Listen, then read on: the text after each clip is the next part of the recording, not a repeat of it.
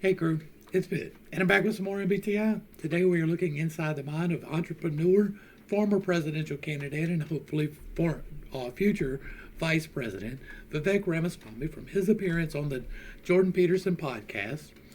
But before we begin, let's take a look at the system because you have not seen MBTI done quite the way that I do it. I have changed quite a bit, including some definitions.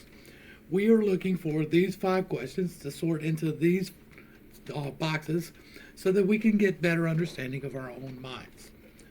We are looking for examples in other people that we can identify within ourselves to identify the traits that are associated with these different types. And they help us to understand how we receive information, process that information, and return it to whoever it happens to be. The things that we are looking for are you primarily focused on things or ideas? Are you rooted in the things that you can physically touch and the sensations that have actually happened from here into the past? Or are you looking for the ideas and concepts and the things that have not yet happened from now into the future? With those 2 things, do you primarily gather new ones or sort through old ones? Are you looking for the new experiences, or are you sorting through the best ideas? Do you do that for yourself or for the tribe? Self does not mean selfish. It means that you use it first and then you give it away. Tribe means that you give it away and you then use it for yourself.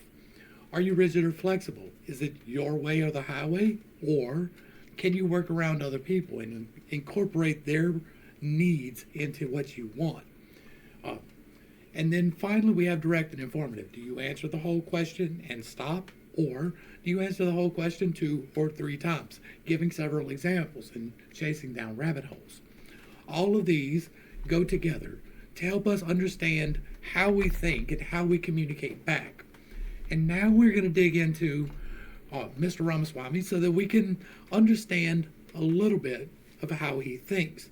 This is not a medical diagnosis. I am not a medical doctor. This is simply me sharing with you a system that I have used to help myself and that several people have used to help themselves.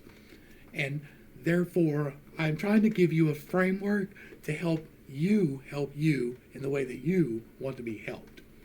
Now let's look for some examples. We live in a 1776 moment. That's what I... We're several minutes into the interview. The description holds the link, and it is always recommended to watch the entirety of it for the context. I've watched several minutes in so that you got good and comfortable, and then we're going to dig into the meat of the topic. I think it's like a moment of the American Revolution. That's what I feel in the air. I wanted to start that because I'm a reaction guy. I like most of my channel deals with reactions as opposed to this, and that my reaction to that is I absolutely feel the same way. I don't believe, however, that it's going to be necessary for the force of arms.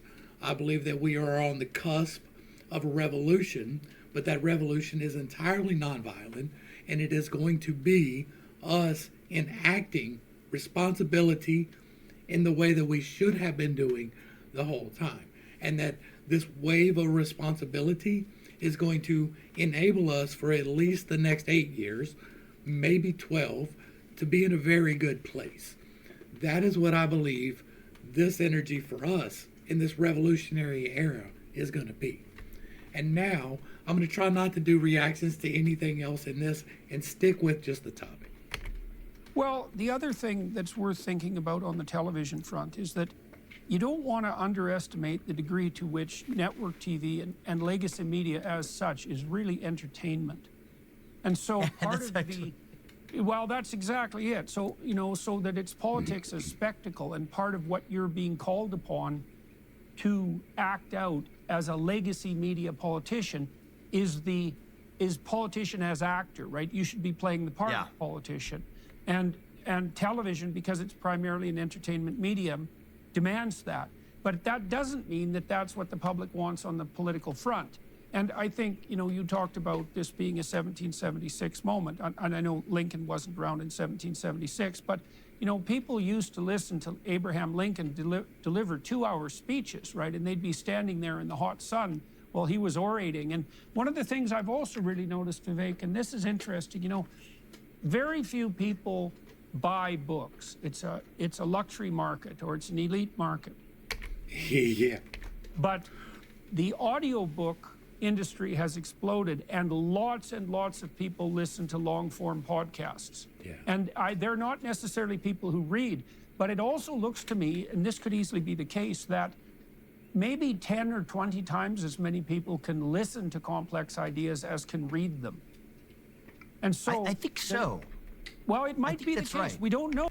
Okay, so we see some interjection right there, right? Like, that can be controlling, or that can be self, but it is an indicator, right? Not a firm one for either one of those, but it gives us a trend and a tendency, right? When you see somebody interrupting somebody. Oh, right, because it's a technological revolution, these long-form podcasts, and we don't really know what the significance of it is, although we do know that the most popular journalist in the world, and that's definitely Joe Rogan, is a long-form podcaster, and his podcasts regularly run 3 hours. So obviously people don't have a short attention span. I think that there's a couple interesting hypotheses of what's going on here. One is there might just be a real scientific understanding that this is revealed, which is everyone might have. I think I have, if this is true for everyone, it's definitely going to be true of me. Maybe a low-level dyslexia, right? Dyslexia might not be just like a condition. That is a very broad idea. I don't know how I feel about that. For just a scarce few people, that there's something about the way that our eyes process information that's just a little bit behind where most people are on where their ears process information. But I think that there's something deeper going on in our moment. And I think it's not a coincidence that we see the rise of this podcasting form at a moment in our history when there's a demand for it. And why is there a demand for it? I think there is a deep hunger for human connectivity, direct, disintermediated. That's very ideas, right? I'm not sure if that's sorting or seeking, but that is definitely ideas as opposed to physical things. That is the important thing to him, right? He spent time in consideration of this, and this is how he's presenting it to us. It's very ideas based as opposed to examples based. Human to human connectivity. And the reason I say I think that's closer to the flame is that I see an excitement, Dr. Peterson, when I'm going to these events. I mean, I was in whatever. I see a best experience in support of this idea, is how I'm reading that, right? That I see an excitement is the best experience. Happiness, excitement, sadness, those are best, worst experiences. So it's putting into the box the experience as opposed to keeping the box open for the experiences. That's very much an SI type thing. But he's using that in support of this idea, right? It wasn't about the thing and then the idea coming up to support it. It's about the idea and then the thing coming up to support it. So it seems to be ideas. It seems to be new because of the best coming from here. We're going to look and see if he's holding open several ideas or if it's all about a singular idea. This is an example of a singular thing. I'm not so sure that that was a singular idea that it's supporting. A few days ago in Iowa, in a barn, in a small town of just a couple hundred people, there were a couple hundred people in the barn. Literally, it was as though everybody in the town came to the meeting that we were having in that barn. That's about an experience, right? That's relaying an experience, and it is a best experience. And I think it's because we live in a moment where people are starved. We talked about That's an idea. but this last time for purpose and meaning and identity, but people Purpose, meaning, identity are three ideas. So now we're looking at starved as three ideas. Keep the ideas open as opposed to the best idea, right? are also starved for a disintermediated relationship That's with the their fourth. fellow citizens and human beings. And so there's something about hearing the voice, especially if it's the voice of the person who actually wrote it, right? So I think that's why the audio... And again, that is a best experience in support of these ideas. The voice of the person who wrote it would be the best authority on that specific thing. So it's the thing in support of the many ideas. books are more successful when the actual author reads it. It's also the case with the podcasts that they're unscripted, and so yes, I think there's a great difference. So far, we got informative. I'm pretty good with informative. Part of that is he is a politician. He is experienced at speaking much, right? But we got several examples in support of the idea, as opposed to a direct person's going to give you the idea and stop, and then you're going to have to pick and prod at them in order to get them to give you more examples of how that works. He didn't. He went on, and it wasn't just an explanation. It was 3 explanations of the same concept with examples. That's informative all day. I haven't decided on self or tribe yet. I have been focusing more on the ideas and things. It seems to be ideas with things in support, and it seems to be many ideas as opposed to a singular idea. So that's giving me ideas new. He's informative. He seems to be, the flexible and controlling I'm going to look forward to. So we're looking for control and flex, and we're looking for self and tribe. So let's try and get some examples of that. We're looking for yes or me or I statements as opposed to we and us and things of that nature. Difference in listening, and this might be one of the ways that a long form podcast actually has an advantage over a book. I think it's easier. I think you can think more deeply in a book, but I also think it's easier to deceive people because you can craft your lies in a book, but it's very difficult to craft your lies in a spontaneous conversation, right? You get falseness of tone, you get awkwardness of body posture. You can tell when people are delivering a soundbite, and I think part of the reason that people like Rogan, and Lex Friedman's a good example too, Friedman, is that the reason that they're so popular is because they are genuine. The same thing is true with Russell Brand. He's got more of a trickster shtick and he's a comedian, but of course Rogan was a comedian too. But that is a form of disintermediated interaction. And I do think that it's the antithesis of the crafted Hillary Clinton political class message. It's part of the reason that Donald Trump was also successful. And it is something that makes itself available to people like you. And Kennedy has been doing this very effectively too, who are using the new media. Pierre Poilievre, the conservative leader in Canada, has also done a very good job of that. It's direct. I'm going to have to do a typology on Jordan. To voter communication. And I think your comments that the time is calling for that because people are tired of being manipulated by large, gigantic enterprises, corporate or government alike. They want to see the real thing and they want to hear it because they can tell if it's real then, and Trump definitely capitalized on that. He didn't use the podcast format. He's definitely informative too. Although he used Twitter quite effectively, but he capitalized certainly on that. In 2016 he did. Yeah. Certainly in 2016 he did, yes. And, I think even large-scale rallies of being there in person, there's, in some ways I would say that... Okay. All right, so we're looking for self-tribe, and we're looking for flex control. If I go up the chain, I would say there's no substitute for being in person, live in a room with even no screens or algorithms in the air between us, with a large group of people who are your direct consumers of your message. And that's what the part of this campaign I'm enjoying the most. Next best to that are... That was self-focused, right? He was talking about the tribe, but it was the tribe feeding back into him. Actual unscripted, long-form conversations where you're not reading speeches into a teleprompter. It's not a 3-minute hit. Context like the conversation we're having now. And I've invested more time in that just because I hope it's certainly effective as a campaign. I hope. Find out that part later. But I am rejuvenated as the best version of myself when I'm actually able to speak truth without doing it in some sort of artificially constrained format.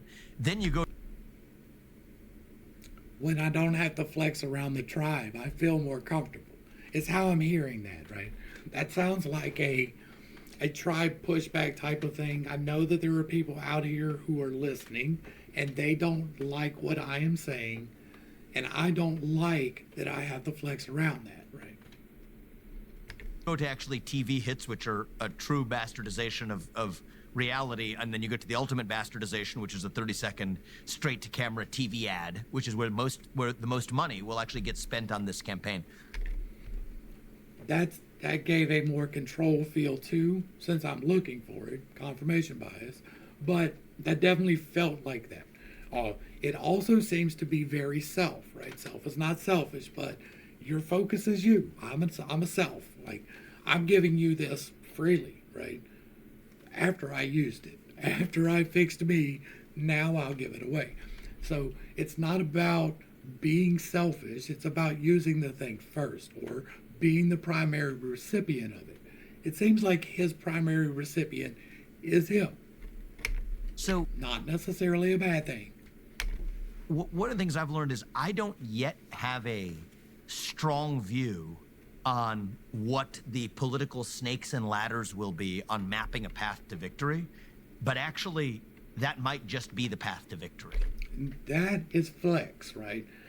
This is not my way or the highway. This is a adapt to the situation. So even though he was controlling there, this is an example of the opposite. And so we're still going to look. And I'm going to stick to that. And that's one of the things I've learned in this campaign. I've reviewed the empirical literature looking at campaign spending and its relationship to campaign success. And as far as I can tell, there's no relationship at all. I think, in my personal opinion, the next major election cycle will not rely upon money in the common way. It will be almost entirely online, and that is as it should be. Like, you will have to spend money on production, but for the most part, it's not going to be like what we're seeing today. That's encouraging. Well, I also think what happens is, that's especially true for incumbents, by the way. There's a small effect of advertising spending for challengers, but it's not very big, and it certainly doesn't justify the magnitude of spending. And I think part of what's also happened to the political consultant class is that Democrat and Republican alike, they've been in bed with the political advertisers and the big media corporations for like 6 decades. And so the political consultants tell you to craft your campaign in a manner that will maximize your spending in the legacy media format. But there's no evidence that that works, by the way. So, but that's I'm definitely going to have to do a typology on Jordan. it's the pipeline. It's actually fascinating you say that, because maybe you've studied that empirical literature more than I have. Here's what I will tell you in the last election cycle of a Republican primary, and then this one as well. So in 2015, around this time, you could look back at the data in the second half of 2015. How much was each candidate spending per percentage point they had in the polls? So for Jeb Bush and Scott Walker and a bunch of these other guys last time around, it was millions of dollars per percentage point in the polls. For Donald Trump, it was in the tens of thousands. The thousands of dollars is what we're talking about in terms of paid advertising per percentage point. Now we look at it this time around, and I find this encouraging, suggests to me we're on the right track, where again, you look at the candidates in this race, if you count their super PAC dollars that are spending money on ads, millions of dollars per percentage point in the polls. For me, it's again in the tens of thousands. We're not spending boatloads of money, barely any money, on paid ads on TV or otherwise. And I think at this stage of a race, it does say something about, you know, you're on the product market fit, regardless of whether or not you're using the money to prop it up. I do think there will come a point as a realistic matter at some point in this race. And it did for Trump last time around as well. It's just, you know, part of the pill you have to swallow is just the sheer scale. Part of the pill you have to swallow again leads me more towards flexible. This whole conversation has been about flexing around the data, which is an interesting thing, right? He's like, these are the data points, and normally the people who are holding to the data points in that matter are control, right? But that's not really what he's doing. He's saying that this is the reason why I flexed. And so he is showing how he is flexed in the campaign. So I do think he is like very borderline control flex. So that's going to be a tough determination there. He does still seem to be I focused as opposed to us, the campaign. It's more of I, the campaign. And so all I'm really looking for now is not the focus, but draw a blank then. Rigid or flexible, right? Because it's so close between whether he is flexible around or stand in my way. And it seems more towards the flexible. So. Scale of reaching still the many people in this country who don't access YouTube or long form podcasts. And see, that again is a flex. Like, so I'm leaning heavily flex now. That still are viewing the linear medium of television. And like that's taking into account other people's point of view and other people's accessibility. So that is flexing around other people. A control person would be more run over it. It doesn't matter that they don't have access, they should. But he's very much taking into consideration these external factors and flexing around it. It does skew to be an older voter base that, yes, there's going to be a time and place for that in this campaign. But that's almost by the time you get there, you've already won if you're going in the right order. And so that's the way I'm viewing this too, is at some point we're going to need the mega money to probably pipe this all the way through. But I'm pushing that as far out down the line as we can. And I am more confident than ever that actually an outsider like me, and pushing it farther out, that's another flex. Me in particular in this race, can absolutely defeat the odds and win an election just as Donald Trump did last time around. And it says as much about the improved pipes that we have thanks to new media that disintermediates television, but it says something even deeper, Dr. Peterson, about the people. The people can tell when they're being lied to. And I think that we live in this moment where the government, where the media, where the establishment believes that the people can't handle the truth. It's like Jack Nicholson at the end of A Few Good Men, right? You can't handle the truth. I think the people live in a moment today, and it's the voice that I'm representing on their behalf, on our behalf, to say that, you know what, we the people can handle the truth about COVID, about the Nashville shooter manifesto, about the Hunter Biden laptop story, about what really happened on January 6th, about what really happened over the course of the last year of vaccine mandate policies. We can handle the truth. Sometimes it's ugly, but just... That's a good bit of tribe right there. Give us the truth. And I think that that's something that, if a good thing has happened over the last 10 years through the Trump administration and otherwise, I think we have a population that was trained on knowing that they have been lied to, which means that they are badly starved, hungry for somebody, a human being, a medium, etc., where they know they're at least able to get the truth or be able to tell the difference if they're being lied to or not. And I think that is a powerful moment that we live in. I mean, how special it is to be alive in a moment like this. It's like if you were alive in And again, that was some more tribe, right? 1775 or the spring of 1770. Like he's getting animated, he's getting passionate. This is what he really cares about. And it's about the people who are able to choose, and the people who are able to decide, and the people who are able to be responsible. That's where his focus is. So that's pulling me more towards the E than the I. A lot of the before questions were about him and the campaign, and it was focused on him and the campaign. There were a few tribe kickouts, but this is a heavy tribe kickout right here. 76, you'd have a lot of reasons to be upset about a tyrannical government. But what did they do back then? It was a special time, a unique time to be alive. I think we're in one of those moments where it is actually a pretty unique time to be alive if we're willing to open our eyes and see it that way. And then when you have a bunch of other politicians who preach about the virtues of incremental reform. And that's a tribe pushback. So again, another tribe. Or I'm going to reform X, Y, or Z. I almost don't use the word reform anymore. I think the real choice. That would be a flex. In this election, in this moment, is, do you want reform or do you want revolution? And I stand on the side of revolution, actually. I stand on the side of the American Revolution. I'm not talking about violence or anything like this, but I'm talking about a revolution of those 1776 ideals, a revival of the American Revolution itself. And in some ways, I'm far more optimistic today. Ironically, you would have thought it might have gone the other direction. I would have thought it would have gone the other direction.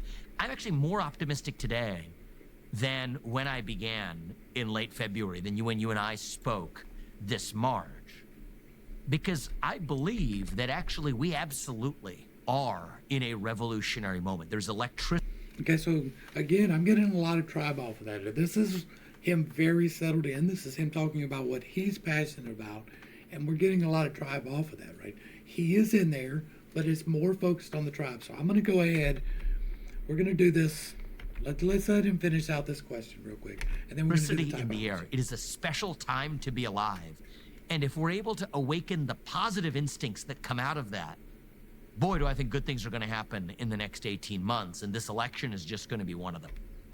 Okay, so he finished that question. And we're going to go ahead and do the typology. And so what we're looking at, as far as I can determine, is going to be ideas. So that's going to put us on the left-hand side of the screen. It seems to be he is looking for the new ideas, right? He is holding open the possibilities on the ideas. That is going to lead us to new, which is going to be the third column. He seems to be motivated by the tribe. Now, I was initially leaning towards the self, but it does seem that his external focus is seeing the need there and trying to fill it. So it does appear to be externally focused. That's going to put us in the bottom two rows. He seems to be fairly flexible. There were several examples of him flexing around ideas and things. So that's going to put us in the bottom of the third column. That's going to be an ENFP. And in 1 second, I will flop that over so that you can see, and we'll talk about this last determining factor here now. The first two slots, the divine and the crown, are how you receive information. You get it from the divine and through your crown. Your third eye is how you see forward, and your throat is how you communicate. Those two work together, and so if your third slot or your third eye slot is introverted, you hold the information back for yourself. You are direct. If it is extroverted, you're giving the information away. It is an extroverted side. He appears to be informative, which is extroverted, which is going to be an alternate. It's going to be on that side. And so we're looking at an ENFP alternate, and that's going to give us someone who sees all the ideas almost flawlessly, almost without effort.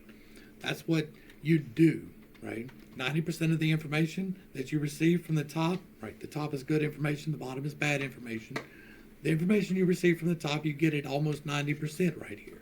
And so you're getting almost always the best, all the ideas, not necessarily the best one. You see a bunch of them. He's going to feel responsible for his feelings and his morals. So he is going to use these ideas to enact his morals. He's going to feel responsible for giving to the tribe what he considers to be the best feelings. The third eye, what you communicate as, is where you're going to get, like you see forward with the third eye and you speak it out with your throat. And so you're seeing forward with the third eye is going to be the organization, the statistics, the things that have actually happened, and the best of them. That has been evident so far, in my estimation. The throat is the part that you're going to miscommunicate, and you're just going to get wrong. You don't get a lot of information in the throat and the heart slot naturally. There's low bandwidth towards the middle. And so you do this, you do it well when you have what you need to do it well. He is very much concerned with and misunderstands and misrepresents what everyone is thinking. It doesn't mean like what they're feeling, but what they are thinking. he is going to miscommunicate what he understands other people are thinking, and he's going to get defensive over that in the organization, in the best experience, in the worst experience. So he will get defensive over, no, this is the best experience, no, this was the worst experience, because everybody thought this. The heart is what you want to do. It is what fulfills you. If you do something with it in the correct manner, you feel great. For him, that is going to be the NI, which is the best ideas. He wants to take all of these ideas that he has and then give the best one away. He doesn't do it well, naturally, because there's not a lot of reception right here. You have to feed that. You feed that with your solar plexus.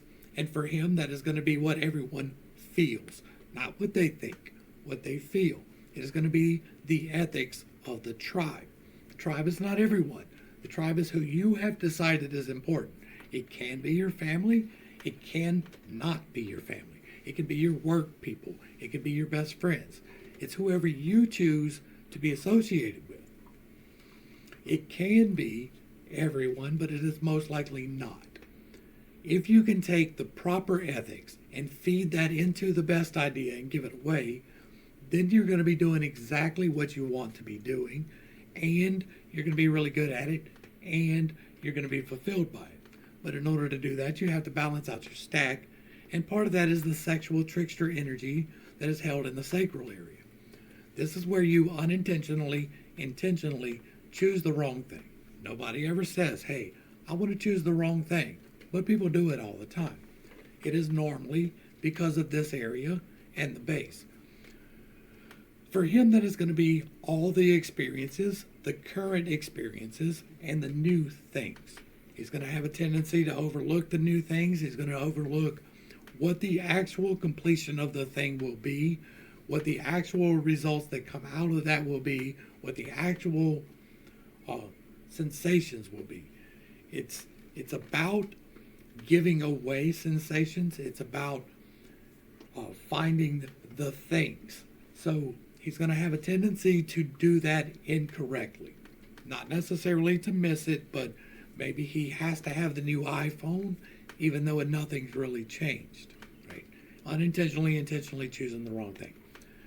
And he does that because the logic is off. Using the same example, Apple is better. Your logic's a little bit off there, but that's okay. The base, you get 90% bad information. Your logic is a little bit flawed on the way up. You have to intentionally work on implementing your yes-no checks. Actually, is this good for me? Yes or no. Should I do this? Yes or no. Is this going to work out? Yes or no. Basic logic checks. Strengthen those and start getting it worked up. If any of this sounds like it might be something that you deal with, if you identify what we have already identified with Mr. Ramaswamy, then I have a whole video devoted just to the ENFP and how to integrate this into yourself. The infinite integration system is so that you can use prayer, meditation, and fasting and learn to integrate this in a spiritual manner. And the MBTI parts is just the more scientific side of this, where I tried to make it a little bit more objective as opposed to subjective.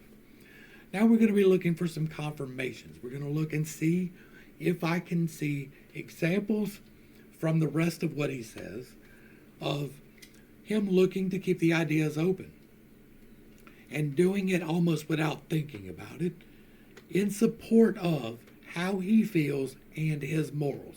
He feels responsible for letting the tribe know these are the morals we should have. We're going to look and see if he is defensive over the organization, over the best and worst experiences, and whether or not he is misinterpreting or misspeaking on what other people are thinking. Also, we're going to be looking for logic choices to see if there are some logical inconsistencies in the reasoning patterns, and we're going to be looking for the overlooking or choosing wrong the actual physical things. So let's dig in and see what we got. Are you looking for an all-in-one for step-by-step? Because Get a bit about your skeptical watching how you've been being treated in the press, trying to shop on the Democrat front as Trump was on the Republican front. And I've been following you regularly on Twitter and watching how you've been being treated in the press, and I want to get back to that at some point.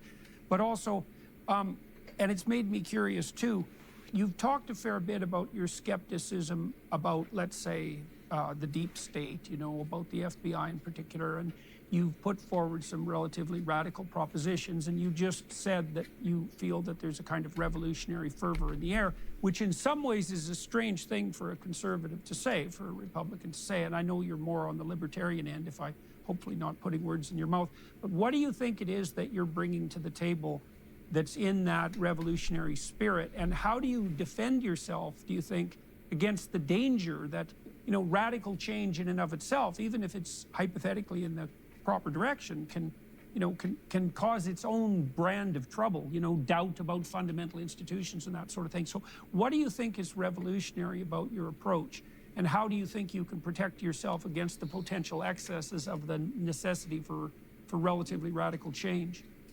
I think that there are a couple of unique attributes here for me. One is it does take somebody who comes in as an outsider. You cannot be beholden to the existing system. One of the things that actually constrains the revolutionary impulse, and you could argue whether this is good or bad or neutral, but it's just a fact, is the influence of large donors in the Republican Party. There is a version of the world in which there's an institutionalized function that large donors play, and it's to sort of tame candidates, to get them back on a few set of accepted messages that then become eventually the... That can definitely be construed as misunderstanding or misrepresenting the people's thoughts. So that would be a confirmation for me for something I am already looking for.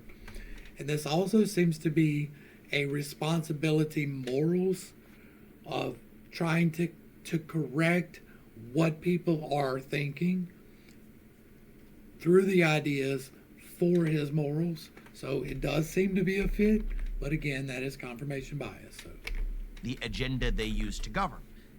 You could argue that there is a conservative function there, conserving the status quo in a way that some people may argue is good. I think that there are positives and negatives, but I think the negatives outweigh the positives greatly in the current moment.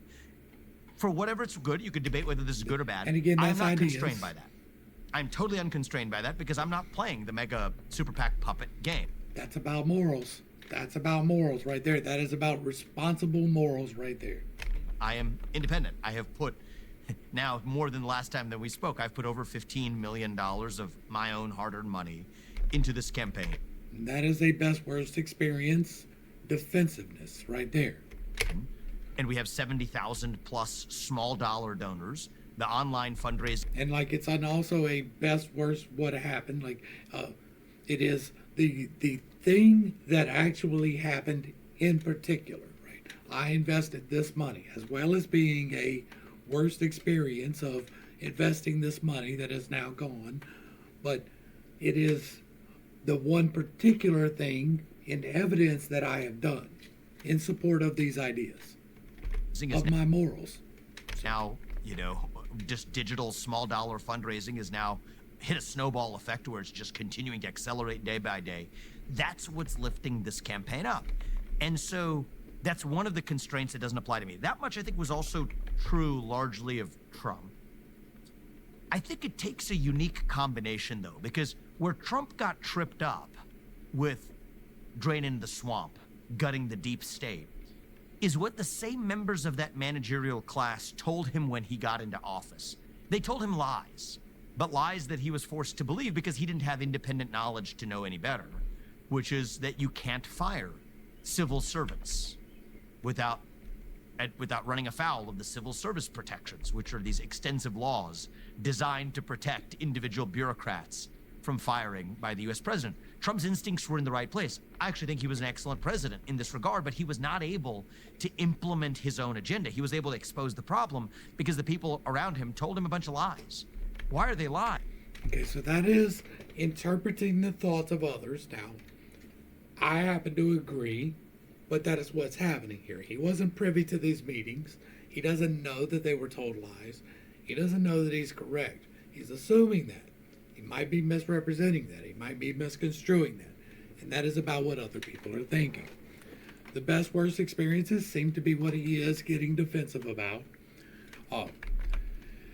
The logic progression and the SE here, we're gonna have to step outside of the current interview because real life has already happened. This was months ago and he is no longer in the race.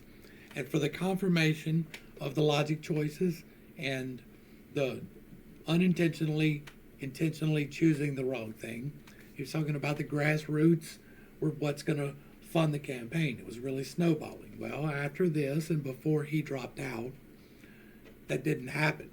That logic chain did not bear out. That is me projecting, of course, but I feel like it is a reasonable projection, of course. The actual example of what happened was him intentionally choosing the wrong thing. He invested his own funds when the grassroots didn't happen according to the logic chain into his own campaign, and it didn't work out for him. Almost immediately after that, he wound up having to pull out. That all of that together, to me, feeds into my already confirmation bias for the typology. We're going to finish out this particular section of conversation, look for a little bit more of the confirmations, and then we'll do the wrap up. Well, my suggestion is read the law. Just those civil service protections, to use one example among hundreds. Those civil service protections protect against individual employee firings. They do not apply to mass layoffs. On their own terms, the law just doesn't apply to mass layoffs. Mass layoffs are absolutely what I am bringing. That's getting defensive over the best idea or the best thing, right? The mass layoffs would be the best thing as opposed to the idea. To the DC bureaucracy, I have said that I will lay off. The bureaucracy would be more of the idea. Over 75% of the federal employee bureaucrat headcount by the end of the first term. That's a thing. 50% by the end of the first year. And thing. we've already offered. Right, like it's talking about actual inactions in the present, which is slightly in the future, but like actual things to be done, not just the concept of we're going to lay off some people. We have a goal of 50 people. Now that's me leaning into confirmation bias, looking for things, but it seems to be this is his thing to enact. That could be construed as an idea, though. Unprecedented detail on exactly how we will do it, on which of the remaining minority employees. The unprecedented detail is the defensive over thing, right? Over the best thing, over the worst thing. The FBI, minority number of employees, will move to the U.S. Marshals or to the Drug Enforcement Agency or to the Financial Crimes Enforcement Network, which small sliver of the U.S. Department of Education will move to the U.S. Department of Labor, so that we neither need an FBI nor a Department of Education. And we can get into those details, but you're asking about a question of personal attribute. And I think that the personal attribute that really matters here is that we need a U.S. president that is at once an outsider to that system, uncaptured, unbeholden by the donor class and the managerial class, but at the same time who has a deep, first personal, bone-deep understanding of how to actually get that job done, and a deep understanding of the laws and the Constitution of this country. Okay, That is what I think is actually a rare combination that I'm bringing to the table. Okay, let me.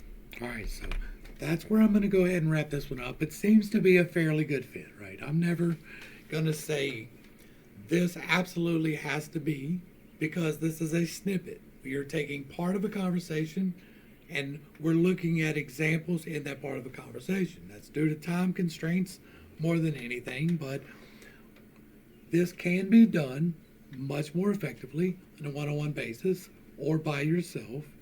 You can dig deep into these different attributes. You have and use all 8 of these functions to varying degrees of effectiveness. The goal of this system and the framework that I am hoping to give you is the ability to build upon it, to take it from the bottom and strengthen the parts where you're really weak and identify what those may be in particular. When I tried the Big Five, it was not in particular enough for me. When I found MBTI, it was not in particular enough for me. So I changed the MBTI system. The definitions are different. It does not mean what you've heard before. I have a whole playlist just devoted to these things so that we can talk about why I changed them and what they mean.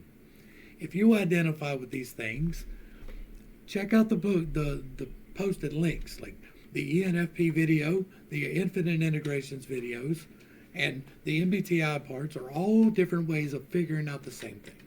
It is to give you a framework to build upon for self-improvement. It's not to go after these people or to say that we know something special about them. It is to pull out examples of what to look for in yourself so that you can help yourself in the manner that you want to be helped. I personally believe that the more people that we can get strengthening ourselves, the less likely we are for a violent revolution, and instead for a responsibility revolution. That's what I'm trying to feed into here. Hopefully I brought a little bit of enlightenment and not too much confusion to a somewhat difficult topic. I know that I hold some unconventional beliefs in how I execute this thing, and that's okay. To the crew, thanks for hanging out. I appreciate every single minute that you are here with me, and I am praying for you every single day. Until next time, I love you. God loves you. You are perfect, whole, and complete just the way that you are. And this has been Pit State. Peace.